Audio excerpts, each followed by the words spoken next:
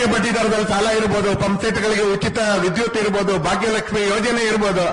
ಎಷ್ಟು ಬಂದ್ರು ಕೆಲವರು ಅಂತ ಕೇಳಿದ್ರೆ, ಇವತ್ತು ಬಂದಿರತಕ್ಕಂಥ ಸರ್ಕಾರ 18 ವರ್ಷ ಆದ್ಮೇಲೆ ಆ ಹೆಣ್ಣು ಮಗಳಿಗೆ ಹಣ ಕೊಡಬೇಕು, ಕೇವಲ ಬಿಜೆಪಿ ಸರ್ಕಾರ ಆರಂಭ ಮಾಡ್ತು, ಯಡಿಯೂರಪ್ಪನವರು ಆರಂಭ ಮಾಡಿದ್ರು ಅಂತ ಬಂದ್ಗೆಟ್ಟಿರ್ತಕ್ಕಂಥ ಇವತ್ತಿನ ಸರ್ಕಾರ ಆ ಭಾಗ್ಯಲಕ್ಷ್ಮಿ ಪಾಲಿಸಿಯನ್ನ ಕೊಡ್ತಾ ಇಲ್ಲ. ಒಂದ್ಸಲಿ ಗವರ್ನೆನ್ಸ್ ಯಾವಾಗ್ಲೂ it is in continuous tense. ಅದು ಆಗ ಯಡಿಯೂರಪ್ಪನವ್ರ ಸರ್ಕಾರ ಇತ್ತು, ಅದಾದ್ಮೇಲೆ ಮತ್ತೆ ಯಾರ್ದೋ ಸರ್ಕಾರ ಬಂತು, ಅದಾದ್ಮೇಲೆ ಇನ್ನೊಬ್ರ ಸರ್ಕಾರ ಬಂತು.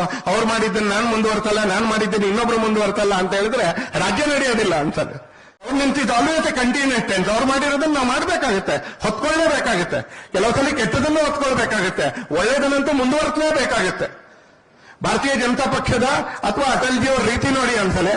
ನರೇಂದ್ರ ಮೋದಿ ಅವರು ಬಂದಾಗ ಆಧಾರ್ ಕಾರ್ಡ್, ಆ ಆಧಾರ್ ಕಾರ್ಡ್ ಅನ್ನ ಬಹಳ ದೊಡ್ಡ ಪ್ರಮಾಣದಲ್ಲಿ ಕೆಟ್ಟ ರೀತಿಯಲ್ಲಿ ಅದು ನಡೀತಾ ಇತ್ತು.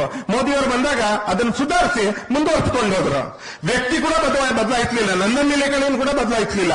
ಯಾಕಂದ್ರೆ ಸರ್ಕಾರಗಳಷ್ಟು ಆ ತರ ಸಂಯಮನದಿಂದ ಸರ್ಕಾರ ನಡ್ಸಕ್ ಆಗೋದಿಲ್ಲ. ಯಾವತ್ತು ವ್ಯಕ್ತಿನೂ ಬದಲಾಯಿಸಲಿಲ್ಲ, ಪಾಲಿಸಿನೂ ಬದಲಾಯಿಸಲಿಲ್ಲ. ಹೀಗೆ ಸರ್ಕಾರ ನಡಿಬೇಕಾಗಿರ್ತಕ್ಕಂಥ ರೀತಿ. ಆದ್ರೆ ಇವತ್ತು ನಮಗೆ ಸಿಗೋದು ಅನೇಕ ಕಡೆಗಳಲ್ಲಿ ಬಂಡ್ಗೆಟ್ಟ ಸರ್ಕಾರಗಳು ಅಥವಾ ಲಜ್ಜೆಗೆಟ್ಟ ಅಧಿಕಾರಸ್ಥರು ಅನ್ಸಲಿ. ಇವತ್ತು ಆ ಭಾಗ್ಯಲಕ್ಷ್ಮಿ ಪಾಲಿಸಿನೇ ಕ್ಯಾಶ್ ಆಗ್ತಾ ಇಲ್ಲ. ಆತರ ಭಾಗ್ಯಲಕ್ಷ್ಮಿ ಯೋಜನೆಯನ್ನು ಜಾರಿಗೆ ತಗೊಂಡು ಬಂದು ಬಡ ಹೆಣ್ಣು ಮಕ್ಕಳಿಗೆ ಆಧಾರವಾಗಿ ನಿಂತ್ಕೊಂಡಿರ್ತಕ್ಕಂಥ ಒಂದು ಸರ್ಕಾರ ನಡೆಸಿದವರು ಸನ್ಮಾನ್ಯ ಯಡಿಯೂರಪ್ಪನವರು ಅಂತ.